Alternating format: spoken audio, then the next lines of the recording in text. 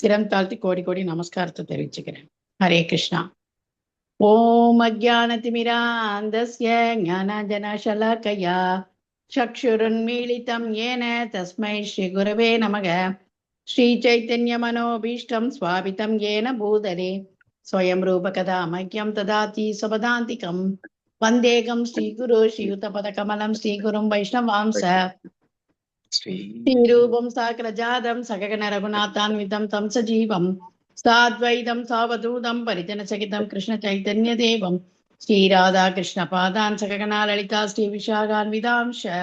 ஏ கிருஷ்ணா கருணா சிந்து தீனபந்தோ ஜகத்பதே கோபேஷ கோபிகா காந்தா ராதா காந்தா நமோஸ்துதே.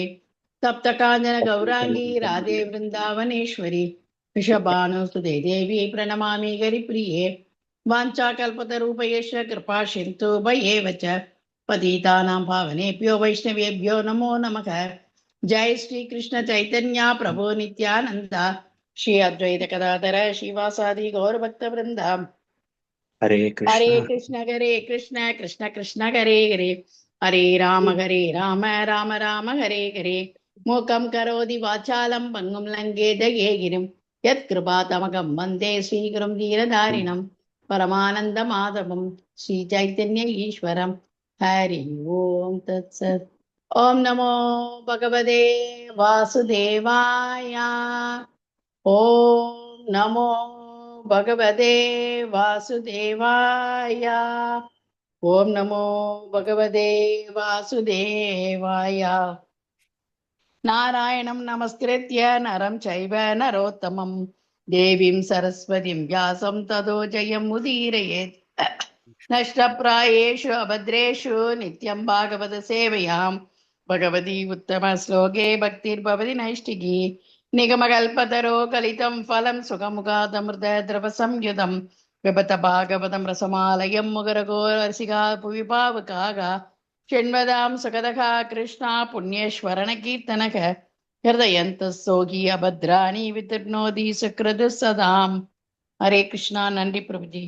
सर्वशास्त्राब्धि पीयूषा सर्ववेदैकषत्फला सर्वसिद्धान्तरत्नाद्या सर्वलोकैकदृक्प्रदा सर्वभागवतप्राणा श्रीमद्भागवतप्रभो कलिद्वन्तोदिदादित्या श्रीकृष्णा परिवर्तिता परमानन्दपाताय प्रेमवर्षि अक्षरायते शर्वाद सर्वसेव्याय श्रीकृष्णाय नमोऽस्तु मे. मद एक बंदो मत संगिन मत गुरु मन महादना मन निष्ठारका मत भाग्य मत आनंता नमोस्तुते. असाधु साधुता दायिन अतीनो चाता करा हान मुंचा कदाचिन्मां प्रेम नकृत्कंतयोस्पुरा. हरे कृष्णा कृष्ण कृष्ण हरे हरे हरे राम राम राम हरे हरे. ஹரே கிருஷ்ணா பக்தர்களே, மீண்டும் உங்களை இந்த சாஸ்திரங்களில் சம்பாஷணைகள் நிகழ்ச்சியில் வரவேற்பதில் மகிழ்ச்சி அடைகிறேன். நம்ம நிமி அரசருக்கும் நவ யோகேந்திரர்களுக்கும் அவங்க ரெண்டு பேருக்குள்ள நடந்து கொண்டிருக்கிற நவ யோகேந்திரர்கள் 9 யோகிகள் அவங்களோட நடந்து கொண்டிருக்கிற சம்பாஷணை நம்ம பார்த்துக்கிட்டு இருக்கோம். சென்ற வாரம் இதுக்கு முன்னாடி வகுப்புல நம்ம என்ன பார்த்தோம் அப்படின்னா, அந்த நவ யோகேந்திரருடைய 3வது கேள்வி அந்தரிக்ஷா அப்படிங்கிறவர் பதிலளித்து கொண்டிருக்கிறார். நம்ம என்ன பார்த்தோம் அப்படின்னா, நிமி அரசர் கேட்ட ஒரு கேள்வி. அவர் என்ன கேட்டார் என்றால், பகவானுடைய மாயா சக்தியினுடைய ஆற்றல், பகவானினுடைய பல்வேறு வகையான ஆற்றல்களில் மாயா சக்தி, அந்த சக்தி எப்படிப்பட்டதாக இருக்கும்? காரணம் என்ன அப்படின்னா, மிகச்சிறந்த யோகிகள் கூட அந்த சக்தியை பார்த்து அவங்களுக்கே அவ்வளவு ஆச்சரியமாக இருக்குது, அவங்களாலேயே புரிஞ்சிக்க முடியல. அதனால அப்படிப்பட்ட ஒரு சக்தியை பற்றி எனக்கு தெரிவிக்க வேண்டும் அப்படின்னு அவர் கேள்வி கேட்க, அதற்கு அந்தரிக்ஷா பதிலளித்து கொண்டிருக்கிறார். நம்ம முழுமையாக அந்த பதிலை பார்க்கல. அவர் என்ன பார்த்தாரு அப்படின்னா, இந்த பௌதீக உலகம், மாயா சக்தி அப்படின்னா என்னது? பௌதீக உலகம் இல்லையா? பகவானினுடைய அந்த முழுமையான ஆற்றலில் ஒரு சிறு அங்கம்தான். ஆன்மீக உலகம்தான் பகவானுடைய அதிக அளவான ஒரு சக்தி. ஆனா பகவானினுடைய ஆற்றல்களிலேயே மிகவும் ரொம்ப ரொம்ப ரொம்ப கம்மியான ஒரு ஆற்றல் என்ன அப்படின்னா, இந்த பௌதீக உலகத்தை அவர் சிருஷ்டி செய்தது. அந்த பௌதீக சக்தி ஆற்றல் எப்படி பகவானால் சிருஷ்டி செய்யப்பட்டது அப்படிங்கிற ஒரு விஷயத்தையும் அவர் கூறுகிறார். அது எதற்காக பண்ணாரு அப்படின்னா, மிக உயர்ந்த நிலையில் உள்ள ஜீவராசிகள், உயர்ந்த ஜீவராசிகள், உயர்ந்த நிலைன்னா ஸ்டேட்டஸ் கிடையாது. இந்த 84 லட்சம் வகையான ஜீவராசிகளில் மனித ஜீவராசிகள் ரொம்ப முக்கியத்துவம் வாய்ந்தது இல்லையா? அந்த மாதிரி ஜீவராசிகளில் இருந்து மிகவும் கீழ் நிலையில் இருக்கக்கூடிய ஒரு ஜீவராசிகள், முழுமையான ஒரு அறியாமையில் இருக்கக்கூடிய ஜீவராசிகள், இவங்க எல்லாத்துக்காகவும் எதற்காக படைச்சார் அப்படின்னா, இரண்டு வகை. அதாவது ஒன்று இந்திரிய சுகத்திற்காக, மற்றொன்று இந்த பௌதீக வாழ்க்கையிலிருந்து விடுதலை பெற வேண்டும் அப்படிங்கிறதுக்காக அவர் செய்துவிட்டு அதற்கான வழிமுறைகளையும் அவர் கொடுத்தார். முக்குணங்களை எப்படி ஸ்தாபித்தார் அப்படிங்கிற ஒரு விஷயம். இது சம்பந்தமா நம்ம பகவத்கீதையில் ஒரு சில குறிப்புகள், அதே போல கபில தேவர் தன்னுடைய தாயான தேவகுதிக்கு கொடுத்த ஒரு சில குறிப்புகள், அதை எல்லாமே பார்த்துக்கிட்டு இருந்தோம். அதன் பிறகு முடிவாக அவர் சொல்லும் பொழுது அந்த முக்குணங்கள், அந்த ஒவ்வொரு செயல்களும் அந்த முக்குணங்களினுடைய தாக்கத்தின் மூலமாக எப்படி அவங்களுக்கு அந்த பிறப்பு இறப்பு அப்படிங்கிறது ஏற்படுகிறது. ஸோ பௌதீக உலகத்தை சிருஷ்டி செய்த பகவான் அதில் வாழக்கூடிய ஜீவராசிகளுக்கு இரண்டு வகையான ஆப்ஷன்ஸ் அவர் கொடுத்திருக்காரு. என்ன வேணாலும் எடுத்துக்கலாம். இந்திரிய சுகம் வேணுமா, நீ அனுபவிச்சுக்கோ, அதுக்கான முக்குணங்கள்.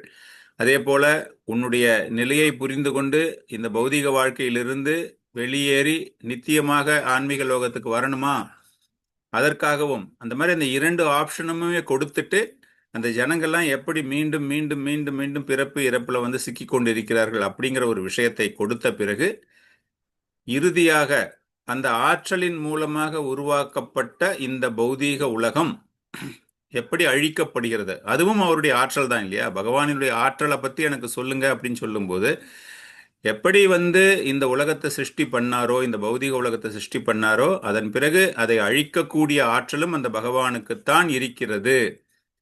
ஸோ இன்னைக்கு அவர் என்ன சொல்ல போறாரு அப்படின்னா, எப்படி அந்த அழிவு ஏற்படுகிறது, அந்த பௌதீக வாழ்க்கை அப்படிங்கும்போது அதற்கான அழிவு எப்படி ஏற்படுகிறது அப்படிங்கிற விஷயத்தை பற்றி அவர் கூற இருக்கிறார். பௌதீக உலகம் அப்படிங்கிறது தற்காலிகமான விஷயம், அதனால அதனுடைய அழிவு தவிர்க்க முடியாதது அப்படிங்கிற ஒரு விஷயத்தை எல்லாரும் தெரிஞ்சுக்கணும். பகவானினுடைய ஆற்றல் அப்படிங்கிறதால அது நிரந்தரமாக இருக்கும் அப்படின்னு யாருமே நினைக்கவே கூடாது. பகவானினுடைய நித்தியமான அந்த காலம், காலம் இஸ் ஆல்சோ டைம். பகவத்கீதையில படிச்சோம்னா 5 அம்சங்களில் காலமும் ஒன்று இல்லையா? பகவானினுடைய காலம். அந்த காலத்தை இப்போ நீங்க ஒரு இடத்துக்கு வெளியே போறீங்க, 3 மணி நேரம் அந்த இடத்துல இருக்கலாம், 3 மணி நேரம் முடிஞ்சு போயிடுச்சு, உங்களை அந்த இடத்த விட்டு வெளியே அனுப்பிடுவாங்க இல்லையா? அந்த மாதிரி பகவான் இந்த பௌதிக உலகத்தை சிருஷ்டி பண்றார் அப்படிங்கும்போது ஒரு டைம் ஃப்ரேம், ஒரு காலம். அதுதான் நம்ம பார்க்குறோம். பிரம்மாவினுடைய 100 வாழ்நாள் வருடங்கள் அப்படிங்கிறது, பகல் இரவு இரண்டும் கலந்த 100 வருடங்கள் தான் அந்த ஆயுட்காலம் அந்த பௌதிக லோகத்துக்கு அப்படின்னு. அந்த காலத்தை அந்த பகவான் ஃபிக்ஸ் பண்ண அந்த காலத்தை அவர் மீண்டும் திரும்ப எடுத்துக்கொள்கிறார். இந்த விஷயத்தை அந்தரிக்ஷா நிமி மகாராஜாவிற்கு சொல்லிக் கொண்டிருக்கிறார். அப்படி அவர் எடுக்கும் பொழுது பகவான் இந்த பௌதீக உலகத்தை சிருஷ்டி செய்யும் பொழுது அந்த 24 மூலக்கூறுகள் நம்ம எல்லாருக்குமே தெரியும். அதை 2 பகுதியாக நம்ம காமன் பொதுவான ஒரு பிரிவு அப்படின்னு பார்க்கும்பொழுது கிராஸ் பாடி, சப்டில் பாடி நம்ம சொல்றோம் இல்லையா? ஸ்தூலம் சூக்ஷமம் அப்படின்னு நம்ம சொல்றோம் இல்லையா? அந்த மாதிரி அந்த ஸ்தூலம் சூக்ஷமம் அது முழுவதுமே அழிக்கப்பட்டு விடுகிறது. அழிக்கப்பட்டு விடுகிறது அப்படின்னா இந்த இடத்துல என்ன அர்த்தம் என்றால், செயலற்ற நிலைக்கு அவைகள் மாற்றப்படுகின்றன. இதே கருத்தை தான் கபில தேவர் தன்னுடைய தாய்க்கு விளக்கும் போது, அந்த செயலற்ற நிலை, மாதாஜி கூட கேட்டாங்கன்னு நினைக்கிறேன் போன வகுப்புல, அந்த பிரதானா அப்படிங்கிற விஷயம் என்ன அப்படின்னு. பிரதானா அப்படின்னு நம்ம எப்படி புரிஞ்சுக்கணும் அப்படின்னா, ஒரு ரூம்குள்ள நீங்க போறீங்க, உங்களுடைய வாழ்க்கை நடத்துவதற்காக, ஒரு குடும்பம் நடத்துவதற்காக, ஒரு ஃபேமிலி உங்களுக்கு என்னென்ன தேவைப்படுகிறதோ எல்லா ஐட்டம்ஸுமே, இது ஒரு பௌதீக எக்ஸாம்பிள் மாதிரி நான் கொடுக்குறேன் உங்களுக்கு. அது எல்லாமே அந்த வீட்டுக்குள்ள இருக்கு. கிச்சன்ல எல்லா எக்யூப்மெண்ட்டுமே இருக்கு. ஆனா அந்த எக்யூப்மெண்ட் எதுவுமே வேலை செய்யவே மாட்டேங்குது. எல்லாமே அப்படி அப்படியே இருக்கு பார்க்கறதுக்கு. அதுபோல இந்த பிரபஞ்சத்தை பகவான் சிருஷ்டி பண்ணுகிறார் அப்படிங்கும்போது அதற்கு அந்த 24 மூலக்கூறுகள் நம்ம பார்த்தோம் இல்லையா? அந்த 24 மூலக்கூறுகளுமே அந்த இடத்துல இருக்கும். ஆனால் அனைத்துமே செயலற்ற நிலையில் இருக்கும். ஸோ இதுதான் பிரதானா அப்படிங்கிறத கபில தேவர் தன்னுடைய தாய்க்கு எடுத்துக்கொள்கிறார். இந்த பிரதானாவிற்கு உயிர் கொடுத்தால், நீங்க உங்க வீட்டுக்குள்ள வச்சிருக்கிற எல்லா ஐட்டமுமே ஆப்ரேஷனல், அது வந்து வேலை செய்யணும் அப்படிங்கும்போது பேட்டரி போடுற மாதிரி இருக்கும், இல்லைன்னா எலக்ட்ரிக்கல் கரண்ட்ல வந்து நீங்க அந்த ஒயரை சேர்க்கிற மாதிரி இருக்கும். அப்பதான் அது வந்து ஆப்ரேட் ஆக ஆரம்பிக்கும். அதுபோல இந்த பிரதானம் அப்படிங்கிறது, இந்த பௌதீக உலகத்தில் உள்ள இந்த 24 மூலக்கூறுகளுமே எல்லாமே அங்கங்கங்க அப்படி அப்படி அப்படியே இருக்கும். எப்படி இருக்கும் என்றால் செயலற்ற நிலையில் இருக்கும். அதற்கு எப்படி அந்த ஆற்றல் வருகிறது, அது செயல் பண்ணணும் அப்படிங்கிற ஒரு ஆற்றல் எப்படி வருகிறது என்றால், பகவான் தன்னுடைய பார்வையை அந்த பௌதீக வஸ்துக்களின் மீது செலுத்தும் போது அது கிளர்ச்சி அடைகிறது.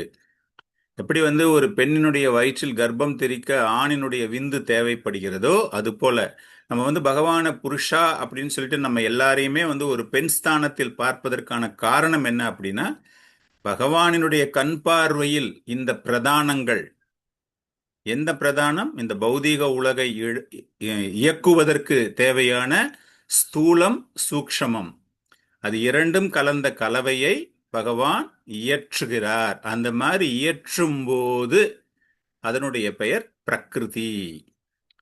ஸோ இதைத்தான் அவர் விளக்கி கொண்டிருக்கிறார். நம்ம இந்த பாயிண்ட் நம்ம இந்த இடத்துல எதுக்காக சொல்றோம் அப்படின்னா, அந்தரிக்ஷா, இந்த உலகம் பகவானால் சிருஷ்டி செய்யப்பட்ட உலகம் அழிக்கப்படும் பொழுது இந்த ஸ்தூலம் சூக்ஷமம் அந்த 24 பொருட்களுமே பார்ப்பதற்கு இயங்கிக் கொண்டிருக்கிறது. எல்லாமே ஆக்டிவ் ஸ்டேஜில் இருக்கு இப்போ உங்ககிட்ட, இல்லையா? ஒரு வால் கிளாக் ஒன்று போயிட்டு இருக்கு அப்படின்னா அதுல வந்து நீங்க பேட்டரி போட்டிருக்கும் போது அது ஓடிக்கிட்டே இருக்கும். அந்த பேட்டரி டெட் ஆயிடுச்சு, பேட்டரி தீந்து போயிடுச்சு அப்படிங்கும்போது என்ன ஆகும்? அந்த வால் கிளாக்கு அது செஞ்சுக்கிட்டு இருந்த காரியத்தை, மணிய நேரத்தை சரியா காட்டாது, அது அப்படியே நின்று போயிடும். அதுபோல இந்த மகா பிரளயம் அப்படின்னு நம்ம சொல்றோம். 4 பிரளயங்கள்ல வந்து இந்த மகா பிரளயம் அப்படிங்கும்போது முழுமையான ஒரு அழிவு.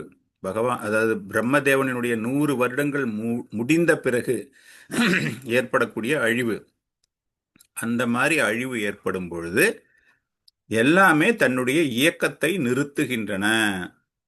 ஸோ இது யாருடைய ஆற்றலினால் ஏற்படுகிறது என்றால், அந்த பகவானினுடைய ஆற்றலினால் இது ஏற்படுகிறது.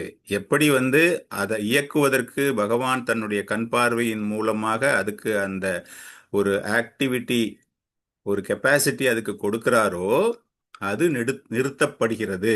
இதுவும் பகவானினுடைய ஆற்றல் தான் அப்படிங்கிற விஷயத்தை அந்தரிக்ஷா இந்த இடத்தில் கூறுகிறார். இத சொல்லிட்டு அந்த மாதிரி அவர் நிறுத்த போறாரு அப்படிங்கிறத முன்கூட்டியே நமக்கு தெரிவிப்பார். அதை புரிந்து கொள்ளக்கூடிய ஆற்றல் நம்ம கிட்ட இருக்கா இல்லையா அப்படிங்கிறது நமக்கு தெரியாது. ஆனால் இங்க அவர் சொல்லும் பொழுது அந்தரிக்ஷா என்ன சொல்றாரு அப்படின்னா, அற்புதமான ஒரு ஸ்லோகம் இது. இதுல என்னெல்லாம் நடக்கும், அந்த மகா பிரளயம் வர்றதுக்கு முன்னாடி என்னெல்லாம் நடக்கும், இதுவும் பகவானினுடைய ஆற்றல். அந்தரிக்ஷா, நிமி கேட்ட கேள்வி என்னது? அந்த மாயா சக்தி, அந்த ஆற்றலை பற்றி விளக்குங்கள் அப்படின்னு. அந்த மாதிரி பார்க்கும்போது இந்த உலகமே ஸ்தம்பிக்க போகுது. மகா பிரளயத்துல பகவானால் சிருஷ்டி செய்யப்பட்ட இந்த பௌதீக உலகம் அழிய போகிறது.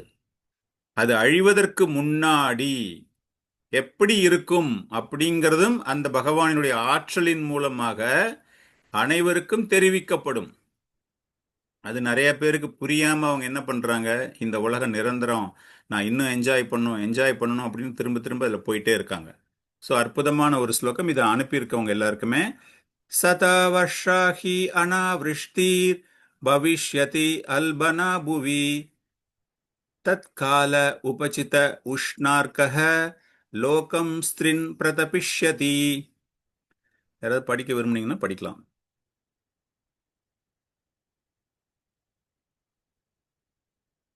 हरे कृष्णा, हरे कृष्णा प्रभु जी। எஸ். तदवर्षा हि अनावृष्टिर्भविष्यति उल्पना भुवि तत्कालोपसितोष्णार्को लोकां श्रीनिन् प्रतपिष्यति। हरे कृष्णा, नंदी प्रभु जी। வேற படிக்கிறீங்களா? हरे कृष्णा। எஸ் மாதாஜி. तदवर्षा हि अनावृष्टिर्भविष्यति उल्पनो भुवि तत्कालोपसितो शीतोष्णोर्गो लोकां स्त्रीन् प्रतपिष्यति। हरे कृष्णा। ஹரே கிருஷ்ணா. ஸோ இந்த பிரபஞ்சத்தின் அழிவு ஏற்படுவதற்கு முன்பு இந்த பூலோகத்துல கடுமையான ஒரு வறட்சி, 100 வருடங்களுக்கு வறட்சி ஏற்படும். அந்த 100 வருடங்கள் வறட்சி ஏற்படும் பொழுது சூரிய பகவானினுடைய கதிர்கள், வெப்பம் இல்லையா, நம்ம ஒண்ணுல இப்ப இருக்கும்போதே நம்ம என்ன பண்றோம், சூரிய பகவான் அந்த வருஷத்துல வந்து ஒரு 4 மாசம் சம்மர் அப்படிங்கும்போது ரொம்ப சிவியர் ஹீட் இல்லையா, அது போல ஒரு சில பாலைவன பிரதேசங்கள், ஒரு சில நாடுகள்ல போய் பார்க்கும்போது ரொம்ப அதிகமான அளவு அந்த சூரியனுடைய தாக்கம் இருக்கு, நமக்கு இப்பவே இருக்கு. அந்த பிரளய காலங்களில், அந்த மகா பிரளய காலங்களுக்கு முன்னாடி என்ன ஆகுமோ, 100 வருஷத்துக்கு முன்னாடியே 3 உலகங்களையும் அழிக்கக்கூடிய அளவிற்கு, அந்த வெப்பத்தை தாங்க முடியாத அளவிற்கு அந்த ஒளிக்கற்று, சூரியனுடைய ஒளிக்கற்றைகள் அந்த அளவுக்கு நமக்கு வந்து ஒரு உஷ்ணத்தை தரக்கூடிய நிலை ஒரு 100 வருடங்களுக்கு தொடர்ந்து இருக்கும். இதுல தான் ஆரம்பிக்குது. இந்த மாதிரி ஒரு இண்டிகேஷன் வரும்பொழுது மகா பிரளயம் வரப்போகுது அப்படின்னு இந்த தொடர்ந்து அவர் கூறிக்கொண்டே இருக்கிறார். இது எப்படி எங்கிருந்து ஆரம்பிக்குது அப்படின்னா, பாதாள லோகம், சங்கர்ஷ்ணா இல்லையா, நம்ம எல்லாருக்குமே தெரியும். பாதாள லோகத்துல தானே சங்கர்ஷ்ண பகவான் இருக்கிறார் இல்லையா. அந்த சங்கர்ஷ்ண பகவானினுடைய வாயிலிருந்து அந்த அனல் கொழுந்து விட்டு நெருப்பாக கொதித்து கொண்டே இருக்கும். அந்த அளவிற்கு அந்த உஷ்ணமானது அப்படியே பரவிக்கொண்டே வருகிறது. எல்லா லோகத்துக்கும் அது பரவிக்கொண்டே வரும். அந்த மாதிரி அது பரவிக்கொண்டே வரும் பொழுது கடுமையான மழையும் ஏற்படும். சம்வர்த்தகா அப்படின்னு நம்ம எல்லாருமே பார்க்குறோம். இப்போ தாமோதர ஆரத்தி நம்ம பண்ணிக்கிட்டு இருக்கோம். கோவர்தன மலை நேற்று எல்லாருமே கொண்டாடி இருப்பீங்க. அந்த கோவர்தனகிரியினுடைய ஒரு முக்கியமான பங்களிப்பு யாருக்கு அப்படின்னா சம்வர்த்தகா. இந்திரதேவன் வந்து அந்த விருந்தாவன வாசிகள் அனைவருமே அவனை அவமரியாதை செய்து விட்டார்கள் அப்படின்னு கடுமையான ஒரு மழையை வரவழைக்க வேண்டும். இந்த மழையானது பிரளய காலத்தில் ஏற்படக்கூடிய மேகக்கூட்டம், சம்வர்த்தகா அப்படிங்கிற மேகக்கூட்டம். அந்த மேகக்கூட்டத்தையே அப்ப இந்திரன் கூப்பிடுறான், அழிச்சிடணும் விருந்தாவனத்தை அப்படின்னு. அந்த மேகக்கூட்டங்கள் இப்பொழுது கடுமையான மழையையும் ஒரு 100 வருடங்களுக்கு தொடர்ந்து கொடுத்து கொண்டே இருக்கும். எங்க பார்த்தாலும் அந்த ஒவ்வொரு நீர் துளிகளும் எப்படி இருக்கும் அப்படின்னா, அந்த ஒரு யானையினுடைய துதிக்கை எப்படி, இப்போ இப்போ நீங்க வந்து மழை பெஞ்சது அப்படின்னா நீர் துளிகள் உங்களுக்கு எப்படி இருக்குது, சின்ன சின்ன டிராப்பா பெய்யுது இல்ல.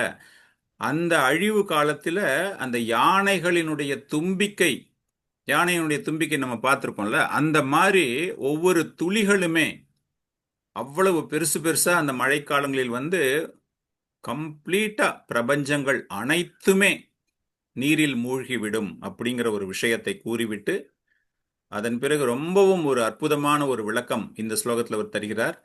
ததோ விராஜம் உட்சர்ஜ்ய வைராஜக புருஷோ நிருப அவ்யக்தம் விஷதே சூக்ஷமம் நிரிந்தன இவானலஹ. அதாவது படிக்கிறதா இருந்தா படிங்க. ஓகே. வைராஜ பிரம்மா ததோ வைராஜம் உட்சர்ஜ்ய. இந்த பிரபஞ்ச சிருஷ்டிக்கு காரணகர்த்தா யாரு? பிரம்மதேவன் இல்லையா. பிரம்மதேவன் அப்படிங்கிறவர் யாரு? அதிகாரம் அளிக்கப்பட்டவர், சத்யாவேஷ அவதாரா, குண அவதாரா பகவானுக்கு. இந்த காரியத்தை செய்யறதுக்காக அப்படின்னு பகவானால் நியமிக்கப்பட்டவர். அவருடைய பதவி காலமும் தற்காலிகமானது தான். என்ன, நம்மளுடைய கணக்கு பிரகாரம் நம்மளுக்கு வந்து மரணம் அப்படிங்கிறது ரொம்ப விரைவாக ஏற்பட்டு கொண்டிருக்கிறது. பிரம்மதேவனுக்கு முழு பிரபஞ்சம் அழிவதற்கு அந்த கணக்கு போட்டு பார்த்தீங்க அப்படின்னா உங்களுக்கு தெரியும். அந்த அளவிற்கு அவருக்கு ஆயுள் அதிகமாக இருந்தாலும் அவருக்கும் அழிவு ஏற்படுகிறது. ஸோ இந்த வைராஜ பிரம்மா அப்படின்னா ஹிரண்ய கர்ப்ப பிரம்மா. ஹிரண்ய கர்ப்ப பிரம்மா அப்படின்னா இந்த பிரபஞ்சங்களுக்கு ஆத்மா. இப்போ ஒரு தனியான ஒரு உடல், உங்களுடைய உடம்புக்கு யார் பிரதானம் அப்படின்னு பார்த்தீங்கன்னா உங்களுடைய ஆத்மா. நம்ம எல்லாருடைய ஆத்மா நமக்கு பிரதானமாக இருக்கிறது இல்லையா. அந்த ஆத்மா நம் உடலை விட்டு பிரியும் பொழுது என்ன ஏற்படுகிறது? நமக்கு மரணம் ஏற்படுகிறது. அதுபோல இந்த வைராஜ பிரம்மா அப்படிங்கும்போது அவர் தன்னுடைய உடலை விடுகிறார், இந்த பௌதீக உலகை அவர் துறக்கிறார். அவரும் என்ன பண்ணிடுறாரு, இந்த பிரபஞ்ச அழிவில் இயக்கமற்ற நிலைக்கு செல்லக்கூடிய தன்மையில் அவரும் மாறிவிடுகிறார். அவர் இயங்கிக் கொண்டிருக்கிறார் இல்லையா. இப்போ அவருடைய செயல்கள் எல்லாமே நடைபெற்று கொண்டிருக்கின்றன. பிரகிருதி அப்படிங்கும்போது அந்த பிரதானம் எல்லாமே வந்து செயல் புரிந்து கொண்டிருக்கக்கூடிய நிலையில் இருக்கின்றன. அவை எல்லாமே வந்து செயலற்ற நிலைக்கு போகும்போது இனர்ஷியா அப்படின்னு எழுதுறாருல பிரபுபாதர். Inert stage. இனர்ட் ஸ்டேஜ் அப்படின்னா இயக்கமற்ற, கோமா. பாடி இஸ் தேர், ஹாஸ்பிட்டல்ல பாடி இருக்கு, இயக்கங்கள் எல்லாமே இருக்கு. ஆனா நீங்க பேசுறது அவருக்கு தெரியாது, அவரால் உங்களுக்கு பதில் தர முடியாது. உள்ளுக்குள்ள இருக்கிற உறுப்புகள் எல்லாமே இயங்கிக் கொண்டிருக்கின்றன. அதுபோல இந்த பிரபஞ்சங்கள் எல்லாமே இயங்கக்கூடிய ஆற்றல் உடையது, அந்த மூலக்கூறுகள் எல்லாமே. ஆனால் பகவான் இப்ப நிறுத்தி வைக்க போறாரு. அந்த அழிவு ஏற்பட போகிறது. அதுதான் இங்கு பிரம்மதேவன் அப்படிங்கிறது. இந்த பிரம்மதேவன் அப்படின்னு இந்த மாதிரி அவருக்கு ஒரு ஆற்றல் ஒன்று இருக்கிறது. நான் இங்க கேட்ட கேள்வி என்னது, பகவானினுடைய பௌதிக ஆற்றலை பத்தி தான் கேட்டேனே தவிர பிரம்மதேவனுடைய ஆற்றலை பத்தி நான் இங்க கேட்கலையே அப்படின்னா அதற்கும் விளக்கம் தருகிறார்கள் ஆச்சாரியார்கள். இந்த பிரம்மதேவன் அப்படிங்கிறது இவ்வளவு ஒரு பவர்ஃபுல்லான ஒரு ஆளை நியமிக்கிறதே அந்த பகவான் தான். அந்த போஸ்டுக்கு வர்றதுக்கே நிறைய தகுதிகள் தேவைப்படுகிறது. ஒரு பெரிய கம்பெனிக்கு நீங்க ஒரு எம்டியோ சேர்மனோ வரணும் அப்படின்னா உங்களுக்கு எல்லா விதமான குவாலிபிகேஷனும் இருந்தா தான் அந்த பதவிக்கு வர முடியும் உங்களால. அந்த மாதிரி ஒரு பதவி. அதுபோல இந்த பிரம்மதேவன் பதவி அப்படிங்கிற பதவி என்ன அப்படின்னா பகவானால் நியமிக்கப்பட்ட ஒரு பதவி. ஒருவேளை அந்த தகுதிக்கு ஏற்றாற் போல அங்க யாரும் கிடைக்கல அப்படின்னா பகவான் என்ன சொல்றாரு, நானே அந்த பதவியை எடுத்துக்கொள்வேன். அப்பனா நானே பிரம்மனாக செயல்படுவேன். ஒரு சில நேரங்கள்ல பிரம்மதேவன் அப்படிங்கிற பதவிக்கு ஏற்ற நபர் கிடைக்கவில்லை என்றால் விஷ்ணு, பகவான் விஷ்ணு முழுமுதற் கடவுள், அவர் தன்னை பிரம்மதேவனாக விஸ்தரித்து கொண்டு அந்த செயலை செய்கிறார். இது ரொம்ப ரொம்ப ரேரா தான் நடக்கும். அவ்வளவு எளிமையாக நடக்காது, எளிதாக நடக்காது. யாராச்சும் ஒரு டிவோட்டிஸ் அந்த அளவுக்கு எக்ஸால்டட் டிவோட்டிஸ் கண்டிப்பா கிடைப்பாங்க. ஸோ நம்ம இங்க எதுக்காக சொல்றோம் அப்படின்னா இந்த இரண்டு வகையான பிரம்மாக்கள், ஒன்று பகவானால் நியமிக்கப்பட்டது, இன்னொன்னு பகவானே பிரம்மனாக விஸ்தரித்துக் கொள்வது. இவங்க ரெண்டு பேருமே இருந்தாலுமே அந்த வைராஜ பிரம்ம ஹிரண்ய கர்ப்ப பிரம்மா அந்த அழிவு காலத்தில் எல்லாமே நிறுத்தப்படுகின்றன அப்படிங்கிற ஒரு விஷயம். இந்த வைராஜா அப்படிங்கிற ஒரு விஷயம் என்ன அப்படின்னா ஒவ்வொரு கட்டுண்ட ஆத்மாக்களுமே அந்த பகவான், அதாவது பிரம்மதேவனிடமிருந்து தோன்றுகிறார்கள். அவங்க எல்லாருமே இந்த அழிவு காலங்களில் மீண்டும் அந்த இடத்துக்கு எல்லாருமே போயிடுவாங்க. ஃபார் எக்ஸாம்பிள், ஒரு 100 வருஷம் பொறுத்து ஒரு பிரளயம் ஏற்படுது அப்படின்னா அப்ப யாரெல்லாம் வாழ்ந்து கொண்டிருக்கிறார்களோ, நம்ம அவ்வளோ வருஷம் இருப்போமான்னு தெரியாது. நமக்கு பகவான் கிருப்பை, நமக்கு இந்த பிறப்பு இறப்பு சுழற்சியை நிறுத்திட்டு நம்ம பகவானுடைய நித்திய லோகத்துக்கு போகலாம். இல்லைன்னா மீண்டும் பகவானினுடைய லீலைகள் எங்கேயாச்சும் நடக்குது அப்படின்னு அங்கே போய் கலந்துக்கலாம். இல்லையா நம்ம செய்த பாவவினைக்கு ஏற்றாற் போல வேற ஜீவராசிகளின் உடலிலும் செல்லலாம். என்ன வேணாலும் நடக்கலாம். ஆனால் நம்ம தொடர்ந்து இந்த இயக்கத்தில் இருந்து கொண்டு பகவானை மனதில் நினைத்து கொண்டிருந்தால் நிச்சயமாக நமக்கு இந்த பிறப்பு இறப்பு சுழற்சி நிறுத்தப்படுகிறது. அப்படியே கிடைச்சாலும் கூட பகவானை நம்முடைய சிந்தனையில் வைத்துக் கொள்வதற்கான ஒரு பெரிய பாகியத்தை பகவான் அமைத்து கொடுப்பார். சொல்றார் இல்லையா சைத்தன்ய மகாபிரபு, நதனம் நஜனம் ந சுந்தரிம், எனக்கு எதுவுமே வேண்டாம், எந்த லோகத்துல இருந்தாலும் உனக்கு சேவை செய்யணும், உன்னை நினைத்து கொள்ள வேண்டிய ஒரு ஆற்றலை எனக்கு தர வேண்டும் அப்படின்னு. அதனால நிச்சயமாக நமக்கு ஒரு சுட்சமான ஒரு வாழ்க்கை தான் நமக்கு நிச்சயமாக நடைபெறும் என்பது தவறு, எந்த விதமான மாற்று கருத்து கிடையாது. இங்க அதைத்தான் சொல்றாரு. அந்த வைராஜக அப்படிங்கும்போது அந்த ஜீவராசிகள், அந்த பிரளய காலத்தில் இருக்கக்கூடிய ஜீவராசிகள் அனைத்துமே மீண்டும் எந்த இடத்துல இருந்து வருதோ அந்த இடத்திற்கு போயிரும். விராட்ட புருஷா அப்படிங்கும்போது ஆரம்ப காலத்தில் இருக்கக்கூடிய ஒரு புதுசா ஒருத்தர் வராங்க அப்படிங்கும்போது பகவானுக்கு கை இருக்கு, அவர் ஃப்ளூட் வாசிக்கிறாரு, நிக்கிறாரு அப்படின்னு அதை ஏற்றுக்கொள்ளக்கூடிய பக்குவம். ஏத்திஸ்டா இருக்காங்க, அந்த அளவுக்கு நம்பிக்கை இல்லாதவர்கள், அருவவாத கொள்கைகளில் இருப்பவர்களுக்கெல்லாம் அந்த அளவுக்கு அது டக்குன்னு எளிதாக புரிந்து கொள்ளக்கூடிய மனப்பக்குவம் இருக்காது. அதனாலதான் பகவானினுடைய விராட்ட புருஷம் அப்படிங்கும்போது நம்ம கண்ணால பார்க்கக்கூடிய எல்லா விஷயங்களும், எல்லா இயற்கை அம்சங்கள் எல்லாமே அந்த பகவான் யூனிவர்சல் ஃபார்ம் ஆஃப் த லார்ட்னு சொல்றோம்ல, அந்த விராட்ட புருஷம் அப்படிங்கிறது அந்த ஒரு உருவம். இதன் மூலமாக நம்ம என்ன தெரிஞ்சுக்கிறோம்னா அது தற்காலிகமானது. இது எதற்காக என்றால் இந்த பௌதீக உலகத்தை சிருஷ்டி செய்வதற்காக. அது எல்லாமே அந்த அழிவு காலங்களில் உருவமற்ற நிலைக்கு எல்லாமே அதோட போய் கலந்துக்குது. இப்போ உங்களுக்கு 2 கை 2 கால் இருக்கு, ஒரு விலங்குக்கு 4 கால்கள் இருக்கின்றன, இல்லைன்னா எறும்புக்கு எத்தனை கால் இருக்குன்னு தெரியாது, பாம்புக்கு எங்க காது இருக்குன்னு தெரியாது. அந்த மாதிரி பல்வேறு வகையான அம்சங்கள் ஒவ்வொரு ஜீவராசிகளுக்கும் இருக்கிறது. எல்லாமே மாறி இவை எல்லாமே என்ன ஆயிடும் என்றால் ஒரு உருவமற்ற நிலைக்கு பகவான் மீண்டும் தன்னோடு இழுத்து கொள்கிறார். அதனால பகவானினுடைய அந்த விராட புருஷ ரூபம் என்பது ஏற்றுக்கொள்ளக்கூடியது கிடையாது. நம்ம ஒரு பக்தர்களாக பகவானை ஏற்றுக்கொள்ள வேண்டிய விஷயம் அவருடைய நிரந்தரமான ஷாமசுந்தர ரூபம்தான். நமக்கும் அந்த மாதிரி ஒரு நிரந்தரமான ஒரு ரூபம் இருக்கின்றது. இந்த மாயா, இந்த பகவானுடைய மாயா சக்தி ராஜ்யத்தில் நாம் வாழ்வதற்கு அப்படிங்கிறது அது வேற விஷயம். நம்முடைய நிரந்தரமான விஷயம் இதான் பாகவத்தில் கூட பகவானுடைய அந்த விராட்ட புருஷன், விராட்ட ரூபம், யூனிவர்சல் ஃபார்ம் அப்படிங்கிறது என்ன அப்படின்னா ஒரு கற்பனை. கற்பனை இன் த சென்ஸ் இயற்கை, பிரகிருதி, அவரால் சிருஷ்டி செய்யப்பட்ட இயற்கை அம்சங்கள் அனைத்துமே பகவான். காரணம் என்ன அப்படின்னா பகவானை எல்லா இடத்துலையும் நம்ம பார்க்குறோம், நம்ம சொல்றோம் இல்லையா, அவர் எல்லா இடத்துலையுமே இருப்பார். நம்ம பார்ப்பதெல்லாமே பகவான்.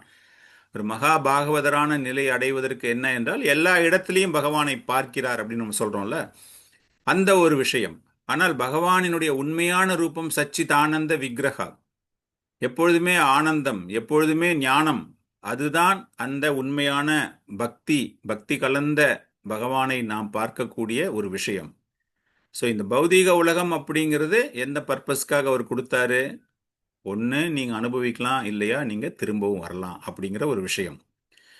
ஸோ இந்த அந்தரிக்ஷா இதை பற்றி பேசும் பொழுது எப்படி ஒவ்வொரு வஸ்துக்கள், ஒவ்வொரு ஸ்தூலம், சூக்ஷமம் எப்படி ஒன்னொன்னா போகுது அப்படின்னு. இப்ப 24 மூலக்கூறுகள் அப்படிங்கிறது எப்படி போகுது, எப்படி அழிகின்றன, எப்படி இயக்கமற்ற நிலைக்கு வருகின்றன அப்படின்னு ஒரு சீக்வன்சில் ஆர்டர், ஒரு ஆர்டர் ஒன்று கிரியேட் பண்றாங்க பகவான். இந்த பிரளய காலத்துல அவர் என்ன பண்றாரு அப்படின்னா எதை ஃபர்ஸ்ட் எடுத்துக்கிறது, எதை லாஸ்ட் எடுத்துக்கிறது அப்படிங்கிற ஒரு விளக்கமும், அது ஒன்னொன்னா எப்படி போகுது அப்படிங்கிற ஒரு விஷயத்தையும் பகவான் ரொம்ப அந்தரிக்ஷா ரொம்ப அற்புதமாக நிமி மகராஜனுக்கு விளக்குகிறார்.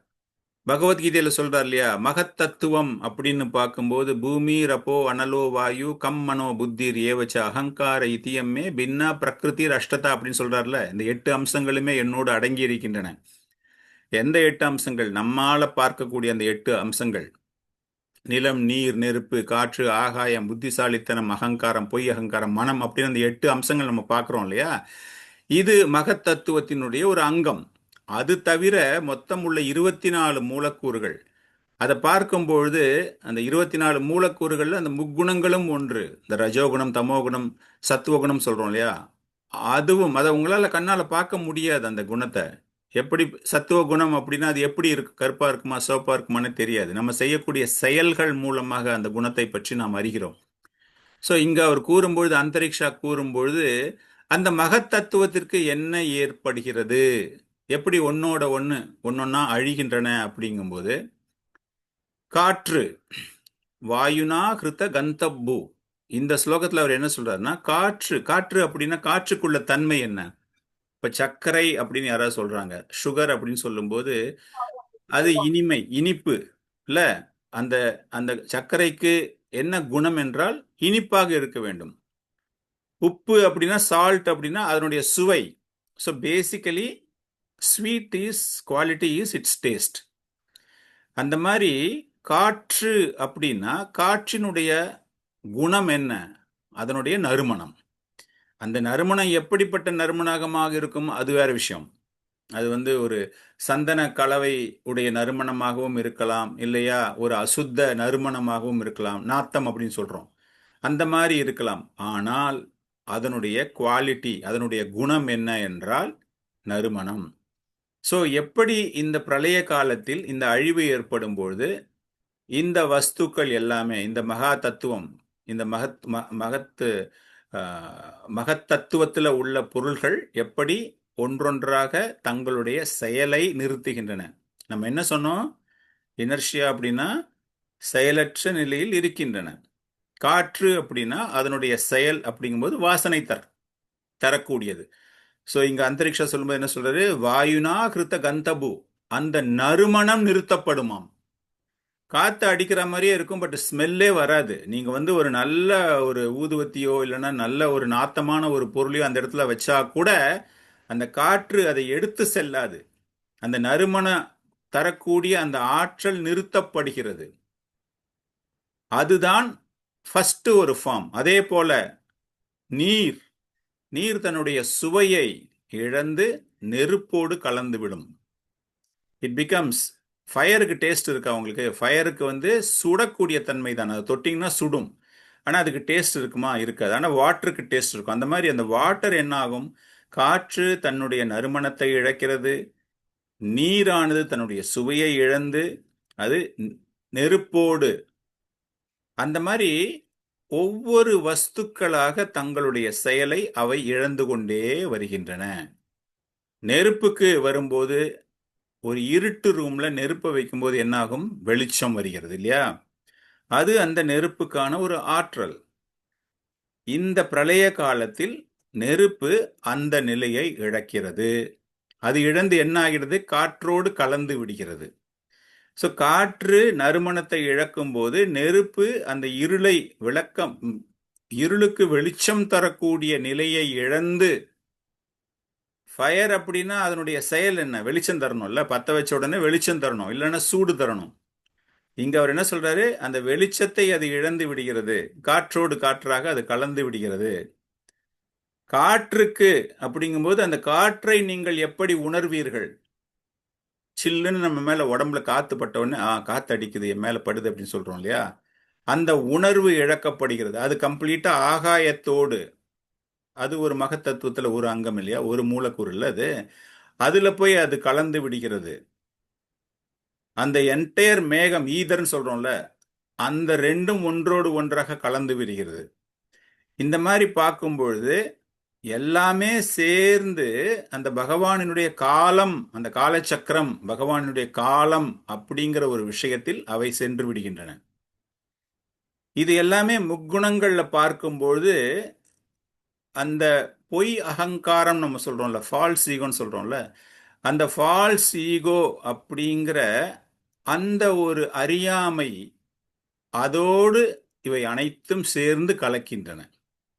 இது வந்து கொஞ்சம் ஹை பிலாசபி ஆக்சுவலா. அது எப்படின்னா ஒன்னொன்னா அவர் எடுத்துக்கிறாராம் பகவான். நமக்கு வந்து இது வந்து பக்தி சித்தாந்த சர்வீஸ் தாக்குரர் இன்னொரு ஒரு ஃபர்ஸ்ட் கிளாஸா ஒன்று போட்டிருக்காரு. அது நம்ம வந்து தனியா ஒரு கிளாஸ்ல நான் உங்களுக்கு எக்ஸ்பிளைன் பண்றேன்.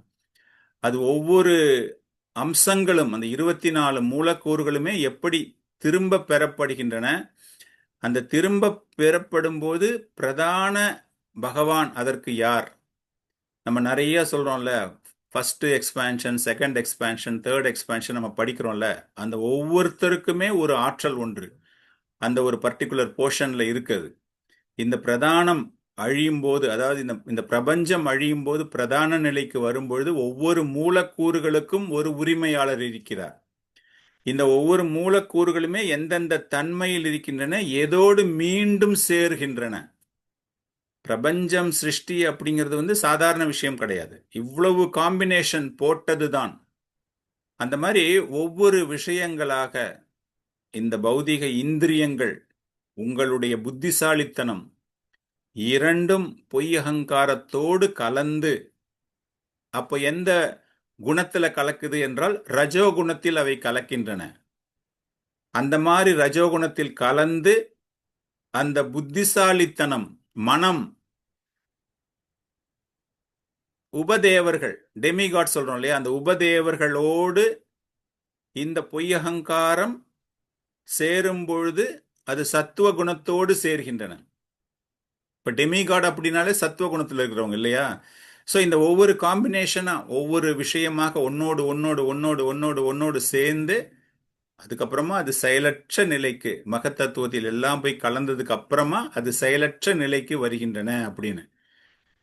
இந்த மாதிரி விஷயங்களை எல்லாமே அவர் விளக்கி கொண்டு வருகிறார். இதை பத்தி இன்னும் கொஞ்சம் எக்ஸ்டென்சிவ் அவர் கொடுக்கிறார். அவர் நமக்கு வந்து ரொம்ப ஹை பிலாசபி இருக்கிறதால நம்மளுக்கு வந்து டக்குன்னு அதை புரிஞ்சிக்கக்கூடிய பக்குவம் இருக்காது. இதை தொடர்ந்து திரும்ப திரும்ப படிச்சுக்கிட்டே இருந்து நம்ம பண்ணும்பொழுது தான் அதை பத்தி ஒன்னொன்னா புரிஞ்சிக்கும் போது ஒவ்வொரு பகவானும் எதற்காக கொடுக்கப்பட்டிருக்கிறார்கள், அவங்களுடைய உண்மையான ஒரு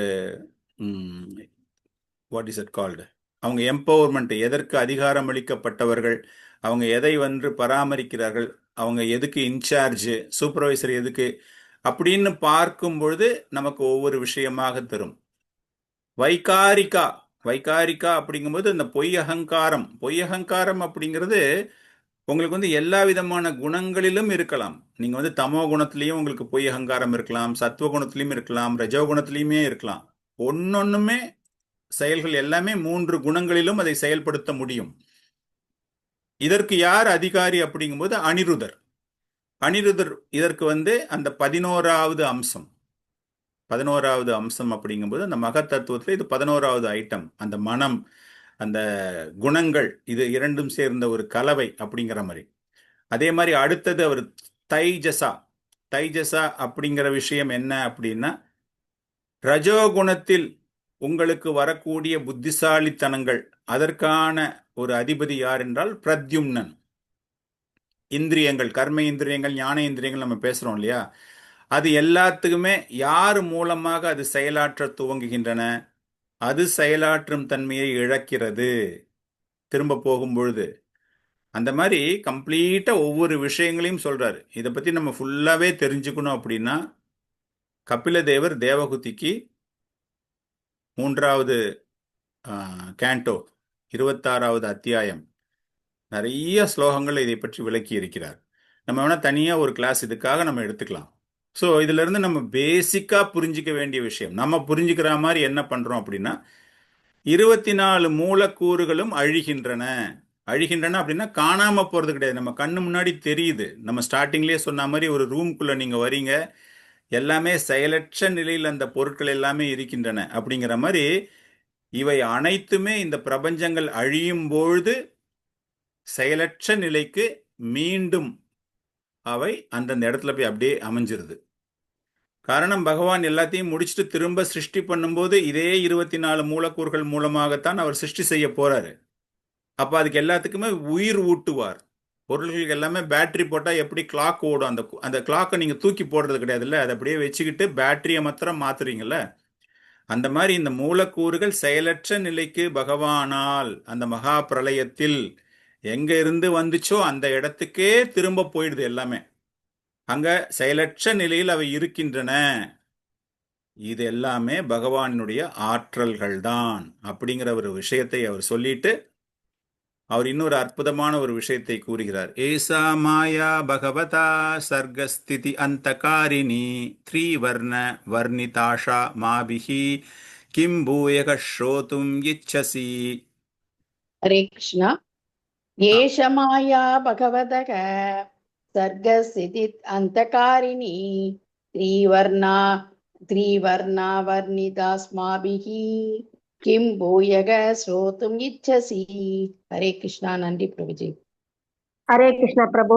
येष माया भगवतः सर्गस्थिति अंतकारिणी त्रिवर्ण वर्णितास्माभिः किं भूय श्रोतुम् इच्छसि। हरे कृष्ण प्रभु। ஹரே கிருஷ்ணா. ஸோ இப்போ அந்தரிக்ஷா என்ன சொல்றாருன்னா, நான் இது வரைக்கும் உனக்கு பகவானுடைய அந்த மாயா சக்தி, பௌதிக உலகை சிருஷ்டி செய்யக்கூடிய அந்த ஆற்றலை பற்றி உனக்கு நான் கூறினேன். இதுல வந்து இந்த பகவான் அந்த முக்குணங்களையுமே பிரயோகப்படுத்துகிறார். 3 குணங்களை நம்ம பார்த்தோம் இல்லையா. இந்த 3 குணங்களை பயன்படுத்தும் போது அவர் சிருஷ்டி செய்வதற்காகவும் அதை பயன்படுத்துகிறார், பராமரிப்பதற்காகவும் பயன்படுத்துகிறார், அழிப்பதற்காகவும் பயன்படுத்துகிறார். அழிப்பது அப்படிங்கும்போது எப்படி இந்த குணங்கள் ஒன்னோடு ஒன்று போய் சேருது, ஒவ்வொரு குணங்களுக்கு ஏற்றாற் போல இந்த மகத்தத்துவத்தில் இருக்கக்கூடிய பொருள்கள் எல்லாமே எங்க போய் கலந்துக்குது, அதற்கான அதிபதி யாரோ அவர்கிட்ட போய் மீண்டும் சேர்கிறது அப்படிங்கிற ஒரு விளக்கம் நம்ம பார்த்தோம் இல்லையா. அதைத்தான் இங்கு அந்தரிக்ஷா கூறுகிறார். அவர் சொல்லிட்டு என்ன பண்றாரு, இது எல்லாமே நான் உனக்கு விளக்கம் கொடுத்தேன், இதுக்கு மேல உனக்கு வேற ஏதாச்சும் தெரிஞ்சுக்கணும்னு ஆசைப்படுறியா அப்படிங்கிற மாதிரி அவர் கேட்கிறார். ஸோ பகவானுடைய அழிவை பற்றி நான் கம்ப்ளீட்டாக சொல்லிட்டேன். ஸ்டார்டிங்ல இருந்து நீங்கள் திரும்ப ஒரு வாட்டி ரீகலெக்ட் பண்ணீங்கன்னா, எப்படி இந்த பிரபஞ்சம் பகவானுடைய மாயா சக்தியை பற்றி எனக்கு தெரிவிக்க வேண்டும் அப்படின்னு சொல்லும்பொழுது, பகவானுடைய மாயா சக்தியால் இந்த பௌதீக பிரபஞ்சம் எப்படி பகவானால் உருவாக்கப்பட்டது, அதில் செயல்படக்கூடிய விஷயங்கள் எல்லாமே எப்படி செயல்பட்டன, முக்குணங்கள் மூலமாக செயல்பட்டன. உயர்ந்த நிலையில் உள்ள ஜீவராசிகள், தாழ்ந்த நிலையில் உள்ள ஜீவராசிகள் 2 பேருமே அங்கே வந்து தங்குறாங்க.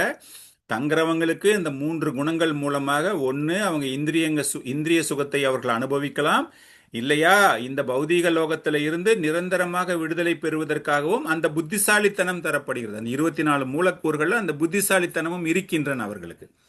அவங்க அதை எப்படி பயன்படுத்துகிறார்களோ அதற்கு ஏற்றாற் போல அவர்களுடைய பிறப்பு இறப்பு நிர்ணயிக்கப்படுகிறது அப்படிங்கிற விஷயம் எல்லாமே சொல்லிட்டு அந்த ஆற்றலுடைய பகவான் எப்படி அந்த சிருஷ்டியை நிறுத்துகிறார், அதற்கு எப்படி ஒரு அழிவை தருகிறார், அந்த அழிவு ஏற்படும் போது அந்த மூலக்கூறுகளுக்கு என்ன நடைபெறுகிறது, அதெல்லாம் திரும்ப எங்க போகுது. இப்போ நம்ம வீட்டில் திடீர்னு ஒரு பெரிய அலை அடிக்குது, ஒரு பெரிய ஃபயர் இருக்குது அப்படின்னா அந்த பொருள்கள் எல்லாமே எரிஞ்சு சாம்பலை திரும்ப யூஸே பண்ண முடியாது. ஆனால் பகவானினுடைய ஆற்றல் எப்படிப்பட்ட ஆற்றல் என்றால், அவர் எந்த ஐட்டம் எல்லாம் யூஸ் பண்ணாரோ அதையெல்லாம் பத்திரமா திரும்ப எடுத்துன்னு போயிடுறாரு. அவர் எங்கிருந்து கொடுத்தாரோ அதே இடத்துக்கு திரும்ப வரவழைச்சிடுறாரு. வரவழைச்சிட்டு அதை எல்லாமே அப்படியே செயலற்ற நிலைக்கு அவர் எடுத்துட்டு வந்து நிறுத்திடுறார். இதுதான் அவர் விளக்குகிறார். அந்தரிக்ஷா விளக்கிட்டு, இதெல்லாம் நான் உனக்கு சொன்னேன்பா, உனக்கு வேற ஏதாச்சும் தெரிஞ்சிக்க ஆசையாக இருக்கிறதா அப்படிங்கிற ஒரு விஷயம். இதுல ஆச்சாரியர்களுடைய விளக்கம் என்ன அப்படின்னா, நவயோகேந்திரர்களுக்கு பகவான், அதாவது நிமி அரசன் பயந்து போய் அவர் கேட்கல. எதை பத்தி பயந்து போய் கேட்கல அவரு? ஓ, பகவானுடைய ஆற்றல் இந்த மாதிரி இருக்கு, அதனால நான் இந்த மாயா சக்தியினுடைய கையில போய் நான் சிக்கிக்கிட்டு என்னுடைய வாழ்க்கையை நான் அழித்து விட வேண்டும் அப்படிங்கிறதுக்காக அவர் இந்த கேள்வியெல்லாம் கேட்கவில்லை. அவர் கேட்ட கேள்வி, அவருடைய ஆற்றல் எப்படிப்பட்ட ஆற்றல் அப்படிங்கிறது எல்லாருமே தெரிந்து கொள்ள வேண்டும் அப்படிங்கிற ஒரு விஷயம்தான் இங்கு அவரால் கேட்கப்பட்டு அந்தரிக்ஷா அதற்கான பதிலை கொடுத்த பிறகு அதுக்கப்புறமா கேட்குறாரு, வேற ஏதாச்சும் நீ கேட்க ஆசைப்படுறியா அப்படின்னு. ஸோ அதுதான் இந்த ஒரு கேள்விக்கு பதில். இந்த மாதிரி அந்தரிக்ஷா கேட்ட உடனே நிமி மகராஜனுக்கு வேறு ஒரு சந்தேகம் தோன்றுகிறது. இது அவர் கேட்கக்கூடிய 4வது கேள்வி. 4வது கேள்வியாக நிமியரசன் கேட்கக்கூடிய ஸ்லோகம் இது. ஸ்ரீராஜோவாச்ச யதைதம் ஐஸ்வரிம் மாயம் துஷ்டாராம் அக்ருதாத்மபிஹி தரந்தி அஞ்சகஸ்தூலதியோ மகர்ஷயிதம் உச்சதாம். இது அவர் கேட்கக்கூடிய 4வது கேள்வி. இந்த ஸ்லோகம் அனுப்பியிருக்கேன், யாராவது படிக்கணும் படிக்கலாம். हरे ஓகே, कृष्ण प्रभु। எஸ் மேம், படிங்க. श्रीराजोवाच यतैथाम् ऐश्वरीं मायां दुस्तराम् अकृतात्मभिः तरन्ति अञ्जसः स्थूल धियो महर्ष इदम् उच्यताम्। हरे कृष्ण। हरे कृष्ण प्रभु जी। Yes ma'am. श्रीराजोवाच यदैताम् ऐश्वरीं मायां दुष्टराम् अकृतात्मभिः तरन्ति अञ्जः स्थूल धियो महर्ष इदम् उच्यताम्। हरे श्री दंडवत प्रणाम। ஹரே கிருஷ்ணா. ஓகே, இதுல ஏதாவது கேள்வி கேட்கலாம் அப்படின்னு அந்தரிக்ஷா சொன்ன உடனே நிமி மகாராஜா ஒரு கேள்வி கேட்கிறார். என்ன கேட்கிறார் அப்படின்னா, அதாவது சுய கட்டுப்பாடு இல்லாதவர்கள், தங்களுடைய இந்திரியங்களை கட்டுப்படுத்த முடியாதவர்கள், அவங்க எப்போதுமே பகவானுடைய மாயா சக்தியை கடக்க முடியாதவர்களாக இருக்கிறார்கள். அவங்க எல்லாமே பௌதீகவாதிகள், குறைந்த புத்தி உடையவர்கள். இவ்வளவு சக்தியை பத்தி பேசியாச்சு இல்லையா? அந்த மாதிரி சக்தியை யாரால் வெல்ல முடியாது என்றால் சுய கட்டுப்பாடு இல்லாதவர்கள், தங்களுடைய இந்திரியங்களை கட்டுப்பாட்டிற்குள் வைக்க முடியாதவர்கள், குறையான மதி உடையவர்கள். அவங்கெல்லாம் எப்படி இந்த நிலையை கடப்பார்கள் அப்படிங்கிறது தான் கேள்வி. பகவானுடைய ஆற்றல் அவ்வளவு விளக்கப்பட்ட வைத்தாச்சு. இந்த ஆற்றல், இந்த பவரை என்னால் கிராஸ் பண்ண முடியாது. நான் சிக்கி தவித்துக் கொண்டிருக்கிறேன், பௌதிக வாழ்க்கையில் நான் சிக்கி தவித்துக் கொண்டிருக்கிறேன். காரணம், என்னுடைய மதியை என்னால் வெல்ல முடியவில்லை. அப்பனா நான் எப்படி இந்த பிறப்பு இறப்பு சுழற்சியிலிருந்து மீள வேண்டும் அப்படிங்கிற ஒரு விஷயம் எனக்கு தெரியப்படுத்தவும். மற்றவர்கள் ரொம்ப சிம்பிளா நம்ம சொல்லணும் அப்படின்னா, இந்த மாயா சக்தியிடமிருந்து நாம் நம்மை எப்படி விடுவித்து கொள்ள வேண்டும். அவருக்கு கேட்கல, அவர் ஆக்சுவலா மற்றவர்களுக்காக அவர் கேட்கிறார். இந்த மாதிரி மாயா சக்தி ரொம்ப ரொம்ப பவர்ஃபுல், பகவானுடைய ஆற்றல், அதுல இருந்து நான் வரணும், அதோடு நான் சங்கமித்து கொள்ளாமல் என்னை நான் விடுவித்துக் கொள்வது எப்படி அப்படின்னு. ஸ்தூல தியோ அப்படிங்கிற ஒரு ஒரு பதம். இந்த பதத்துக்கு இரண்டு விதமான விளக்கங்களை ஆச்சாரியர்கள் தருகிறார்கள். தாரந்தி அஞ்ச ஸ்தூல தியோ. ஸ்தூல தியோ நம்ம எதுக்காக புத்திசாலி மதி நிறைந்தவர்கள், அதாவது not intelligent, unintelligent people, foolish people அப்படின்னு சொல்றாரு இல்லையா பிரபுபாதர். அந்த ஸ்தூல தியா அப்படின்னா அறியாமையில் இருப்பவர்கள் தங்களை சரியாக அடையாளப்படுத்தி கொள்ள முடியாமல், அவங்க யாரு அப்படிங்கிற விஷயத்தையே தெரிந்து கொள்ள முடியாமல் அறியாமையில் இருப்பவர்கள் இந்த இயற்கையின்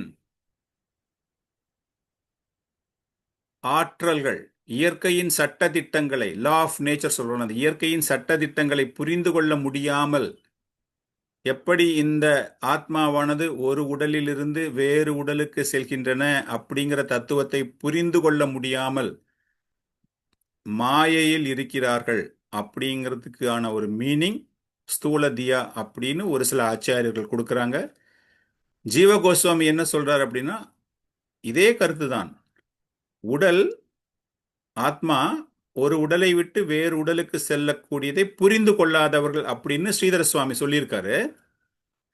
ஜீவ கோஸ்வாமி என்ன சொல்றார் அப்படின்னா ரொம்ப பக்தியாக இருப்பவர்கள், பௌதீக வாழ்க்கைக்காக, பௌதீக சுகத்திற்காக பல்வேறு வகையான யாகங்களை செய்பவர்கள், முழுமையான பக்தியோடு இருப்பவர்கள், அவர்கள் செய்யக்கூடிய பக்தி எல்லாமே பௌதீக வாழ்க்கையில் சுகமாக இருக்க வேண்டும் அப்படிங்கிறதுக்காக அவங்க செய்யறாங்களே தவிர மீண்டும் பகவானுடைய பரமபதத்தை அடைய வேண்டும் என்பதற்காக எந்த முயற்சியும் எடுக்காதவர்கள், அவங்களையும் ஸ்தூல தியகா அப்படிங்கிறார். ஸோ ரெண்டு பேர், ஒன்று கம்ப்ளீட்லி தே ஆர் இக்னரண்ட், ஆத்மானா என்னது, அது எங்கே போகும், நான் யாரு அப்படிங்கிற விஷயமே தெரியாதவங்க. செகண்ட் டைப் ஆஃப் பீப்புள் எல்லாமே தெரிஞ்சிருந்து கூட அவங்க செய்யக்கூடிய செயல்கள் எல்லாமே எதற்காக என்றால் பௌதீக சுகத்திற்காகத்தானே தவிர அந்த அழிவை, பிறப்பு இறப்பு சுழற்சி அழிவை நிறுத்துவதற்கான எந்த விதமான ஒரு செயல்பாடுகளிலும் அவர்கள் தங்களை ஈடுபடுத்தி கொள்ளாதவர்கள். ஸோ இந்த கேள்வி நிமி மகாராஜா கேட்பது எதற்காக என்றால் கட்டுண்ட ஆத்மாக்கள், வீழ்ச்சியடைந்த ஆத்மாக்கள் மீண்டும் ஒரு நல்ல நற்கதியை அடைய வேண்டும் அப்படிங்கிறதுக்காகத்தான் இந்த கேள்வி அவர் கேட்கிறார் அப்படின்னு விஸ்வநாத சக்கரவர்த்தி தாக்கூர் எழுதுறார். இவர் இந்த மாதிரி கேள்வியெல்லாம் கேட்கறதால நிமிக்கு ஒன்றுமே தெரியலன்னு நினச்சிக்க வேண்டாம், அவருக்கு எல்லாமே தெரியும். இந்த கேள்வி எதற்காக கேட்கிறார் என்றால் பௌதீகவாதிகள் எப்படி அர்ஜுனன் பல்வேறு கேள்விகளை மக்களின் நலனுக்காக கேட்டானோ அதுபோல இந்த நிமி மகாராஜா வைஷ்ணவ குணங்கள் அப்படிங்கிறது மற்றவர்களுடைய சந்தோஷம், மற்றவர்களுடைய வளர்ச்சி, முன்னேற்றத்திற்காக அவர்கள் செய்யக்கூடிய விஷயங்கள். அவர் கேட்ட கேள்வி கூட ரொம்ப யூஸ்ஃபுல்லான கொஸ்டினாக தான் அவர் கேட்குறார். இந்த மாதிரி கட்டுண்ட ஆத்மாக்கள் எப்படி வெளியேற வேண்டும் அப்படின்னு இதற்கு பதில் கூற துவங்குகிறார் நான்காவது யோகி. இது வரைக்கும் 3 பேரை நம்ம பார்த்துட்டோம். கவி, ஹவீர், அந்தரிக்ஷா 3 பேர் சொல்லியாச்சு. இப்போ பிரபுதா அப்படிங்கிற 4வது யோகி பதிலளிக்கிறார். அவர் என்ன பதில் சொல்றாரு? ஸ்ரீ பிரபுதௌவாச்சா கர்மாணி ஆரபாமானானாம் துக்கஹத்யானி சுகாய ச பஷ்யேத் பாக விபர்யாசம் மிதுனி சாரிணம் நிர்ணாம். ஹரே கிருஷ்ணா. Yes. ஸ்ரீ பிரபுத்த உவாச்ச கர்மாண்ய ஆரபமானானாம் துக்கஹத்யை சுகாய ச பஷ்யேத் பாகவிபர்யாசம் மிதுனி சாரிணாம் நிர்ணாம். ஹரே கிருஷ்ணா. நன்றி பிரபுஜி. हरे हरे कृष्णा कृष्णा प्रभु प्रभु प्रभु श्री प्रभुत्ववाच हरे कृष्णा. श्री प्रभुत्ववाच कर्माण्य आरभमानानां दुःखहत्यै सुगाय च पश्येत् पाकविपर्यासं मिथुनीचारिणां नृणां. हरे कृष्णा. धन प्रणाम. படிங்க மைத்திலி மாதாஜி, படிக்கணுமா உங்களுக்கு? ஓகே. இதுல என்ன பிரபுத்தா என்ன பதில் சொல்றாரு அப்படின்னா, ஆண் பெண் உருவம் எடுக்கும் பொழுது, ஒரு ஜீவராசி ஆணாகவோ பெண்ணாகவோ பிறக்கும் பொழுது அவர்கள் உடல் சுகம் தரக்கூடிய செயலில் தான் தங்களை ஈடுபடுத்திக் கொள்கிறார்கள். அதுபோல பௌதீக வாழ்க்கையில் எந்த அளவுக்கு நம்மளால சந்தோஷமாக இருக்கணும், எனக்கு வாழ்க்கையில துக்கமே வரக்கூடாது, முழுமையாக என்னுடைய துக்கத்தை நான் அழிக்க வேண்டும் அப்படிங்கிறதுக்காக நிறைய முயற்சிகள் எடுத்து எப்போதுமே சந்தோஷமாக இருக்க வேண்டும் அப்படிங்கிற ஒரு முயற்சியில்தான் அவர்கள் ஈடுபட்டு கொண்டிருக்கிறார்கள். ஆனால் அவர்கள் எடுக்கக்கூடிய ஒவ்வொரு முயற்சியும் எதிர்வினையாக, எதிர்பயனாகத்தான் அமைகிறது என்பதை அவர்கள் அறிவது கிடையாது. அப்படின்னா அவங்களுடைய உண்மையான சந்தோஷம் அழிகிறது, அது அவர்களுக்கு தெரிவது கிடையாது. அவங்க இந்த பௌதீக வாழ்க்கையில நமக்கு சுகம் இருக்கு அப்படின்னு நினைச்சுக்கிறாங்க. ஆனா இந்த மாதிரி ஒரு முயற்சியை செய்பவர்கள் அவர்களுக்கு வயது ஆக ஆக அவர்கள் துக்கத்தில் தான் அவர்களை தள்ளி செல்கிறார்கள். அவங்க துக்கத்தை அதிக அளவில் ஏற்றுக்கொள்ள வேண்டும் என்பதற்காக சுகம் என்று நினைக்கின்ற பல்வேறு செயல்களில் ஈடுபடுத்தி அந்த முயற்சியில் வெற்றி பெற்றதாக நினைத்து கொண்டிருக்கிறார்கள். ஆனால் நடைபெறுவது என்னவோ அதற்கு எதிர் பலனாகத்தான் நடைபெறுகிறது அப்படிங்கிறது அவர் சொல்றார். சிம்பிளா புரிஞ்சுக்கணும் அப்படின்னா, பௌதீக வாழ்க்கையில சுகமா இருக்கணும்னு நம்ம எடுக்கக்கூடிய ஒவ்வொரு நடவடிக்கைகளுமே நமக்கு தோல்வியைத்தான் தரும், அதன் மூலமாக நமக்கு துன்பம் தான் கிடைக்கும் அப்படிங்கிற ஒரு விஷயத்தை தான் அவர் கூறுகிறார். இதே கருத்துகள் நம்ம பாகவத்துல நிறைய இடங்கள்ல பார்க்கலாம். இந்த மாதிரி ஒரு ஸ்லோகம், இந்த மாதிரி ஒரு விஷயங்கள் எல்லாமே பிரகலாத மகராஜன் கயாதுவினுடைய கர்ப்பத்தில் இருக்கும் பொழுது நாரத முனி அவருக்கு பல்வேறு வகையான போதனைகளை கூறுகிறார் இல்லையா? நாரத முனி அந்த கருவில் உள்ள சிசுவிற்கு கொடுத்த போதனைகளைத்தான் பிரகலாத மகராஜா அந்த குருகுலத்தில் அரக்க குலத்தின் உடைய குழந்தைகளுக்கு, தன்னுடைய குருகுல நண்பர்களுக்கு அவர் விளக்குகிறார். அந்த மாதிரி பார்க்கும்பொழுது நாரத முனியினுடைய ஒரு ஸ்லோகம் பிரகலாத மகராஜருக்கு அவருடைய கர்ப்பத்தில், கயாதுவினுடைய கர்ப்பத்தில் இருந்து பிரகலாதனுக்கு கூறிய ஒரு ஸ்லோகம், சுகாய துக்க மோக்ஷாய சங்கல்ப இஹ கர்மிணஹ ஷதா அப்னோதிஹாய துக்கம் அனிஹாயஹ சுகாவிருதஹ. அதாவது இந்த பௌதீக வாழ்க்கையில் இருக்கக்கூடிய ஒவ்வொரு பௌதீகவாதிகளுமே அவங்க என்ன நினைக்கிறாங்க அப்படின்னா, சந்தோஷமாக என்னுடைய துக்கத்தை குறைத்து சந்தோஷத்தை நான் அதிகரித்து கொள்ள வேண்டும் என்று அவர்கள் ஆசைப்பட்டு அதற்கு ஏற்றாற்போல செயல்களில் ஈடுபடுகிறார்கள். ஆனால் எவன் ஒருவன் அது போன்ற ஒரு மகிழ்ச்சிக்காக தன்னை கஷ்டப்படுத்திக் கொள்கிறானோ, அதற்கான முயற்சிகளை அவன் ஏற்படுத்த துவங்குகிறானோ, அந்த துவங்கும் நேரத்திலிருந்து அவன் துக்கத்திற்கான ஒரு நிலைக்கு தள்ளப்படுகிறான். நீங்க உங்களுக்கு மகிழ்ச்சின்னு நினைச்சு நீங்க ஏதாச்சும் ஒரு செயல்களில் ஈடுபடும் பொழுது அது துக்கமான ஒரு செயலை நோக்கித்தான் செல்கிறது அப்படிங்கிற ஒரு விஷயத்தை தான் அவர் கூறுகிறார். இதே கேள்விதான் இப்போ இந்த இடத்துல நிமி மகாராஜன் கேட்ட கேள்விதான், பிரபுதாவிடம் கேட்ட கேள்வியைத்தான் உத்தவ கீதையில் உத்தவன் பகவான் கிருஷ்ணரிடம் ஒரு கேள்வி ஒன்று கேட்கிறார். அந்த கேள்வி கேட்கும் போது கேள்வியாக இல்லை, அவருடைய ஒரு கமெண்ட் மாதிரி அவர் அதை சொல்றாரு. அதுல என்ன சொல்றாரு? ஸ்ரீ உத்தவாச்ச விதந்தி மர்த்தியாக பிராயேனா விஷயான் பதம் ஆபதம் ததாபி புஞ்சதே கிருஷ்ணா தத்காதம் ஸ்வகராஜவத். இதுல அவர் என்ன சொல்றாரு அப்படின்னா, பொதுவாக இந்த பௌதீக வாழ்க்கையில் உள்ள மக்கள் அவங்களுக்கு அதிக அளவில் துக்கம் ஏற்படுவதற்காக இந்த பௌதீக வாழ்க்கையில் இன்பத்தை நாடி அவர்கள் சென்று கொண்டிருக்கிறார்கள். அவர்களுக்கு அறிவு இருந்தாலும் கூட, புத்திசாலித்தனம் இருந்தாலும் கூட, அவர்கள் ஏன் விலங்குகள் போல, நாயை போல, பூனையை போல இந்த இந்திரிய சுகத்தில் தங்களை ஈடுபடுத்திக் கொள்கிறார்கள் அப்படின்னு. ஸோ இந்த மூணுமே நம்ம கிட்டத்தட்ட பார்த்தோம் அப்படின்னா, இந்த இந்திரிய சுகத்தின் மூலமாக அழிவு ஏற்படுகிறது. ஒவ்வொரு காலகட்டத்திற்கு ஏற்றாற் போல இந்த கேள்விகள் அமைகின்றன. ஆனா எல்லாத்துக்குமே அடிப்படையாக பார்ப்பது என்ன அப்படின்னு பார்த்தா கஷ்டம்தான். பௌதீக வாழ்க்கையில் இன்பத்தை நோக்கி இந்த மாயா சக்தியிலிருந்து எப்படி விடுபட வேண்டும் அப்படின்னு கேட்கிறார்ல, அந்த மாயா சக்தி இந்த பௌதீக உலகில் இருக்கக்கூடிய பௌதீகவாதிகள் அவங்க என்ன பண்றாங்க அப்படின்னா, எப்ப அவங்க எந்த முயற்சி எடுத்தாலுமே இந்திரிய சுகத்தை நோக்கித்தான் அவர்கள் ஒரு முயற்சியை எடுத்துக்கொண்டு இருக்கிறார்கள். இதுல இருந்து எப்படி மீள வேண்டும், இதுல இருந்து அவங்க எப்படி வர வேண்டும் அப்படிங்கிற விஷயத்தை அவர் விளக்க இருக்கிறார். இப்ப அவர் கேட்ட கேள்வி என்ன? இந்த மாதிரி மாயா சக்தி, மாயா ஆற்றல், இதை பற்றி ஒன்றுமே தெரியாதவங்க எப்படி இதை கடக்க முடியும் அப்படிங்கும்போது அவர் ஆன்சர் பண்ணுறதுக்கு முன்னாடி அவர் என்ன சொல்கிறாரு, இந்த பௌதீகவாதிகளுடைய குணங்கள் எல்லாமே எப்படிப்பட்ட குணங்கள் என்றால், அவங்களுடைய சுய லாபத்திற்காக, சுய சந்தோஷத்திற்காக, இன்பத்திற்காக எல்லா முயற்சியும் அவர்கள் எடுக்கிறார்கள். அது எல்லாமே துன்பத்தில் தான் முடியும், துன்பத்தை தான் தரும் அப்படிங்கிற விஷயம் தெரியாமல் அவர்கள் தொடர்ந்து அதை செய்து கொண்டிருக்கிறார்கள். இதிலிருந்து அவர்கள் மீள வேண்டும் என்றால் என்ன செய்யணும் அப்படிங்கிற விஷயத்தை அவர் கூற இருக்கிறார். அதை நம்ம நெக்ஸ்ட் கிளாஸ்ல பார்க்கலாம். ஸோ இன்னைக்கு கிளாஸ்ல நம்ம இதோடு நம்ம ஸ்டாப் பண்ணிக்கலாம். ஹரே கிருஷ்ணா. ஏதாச்சும் டவுட்ஸ் இருக்கு, ஏதாச்சும் கேள்வி கேட்கணும் அப்படின்னா கேட்கலாம்.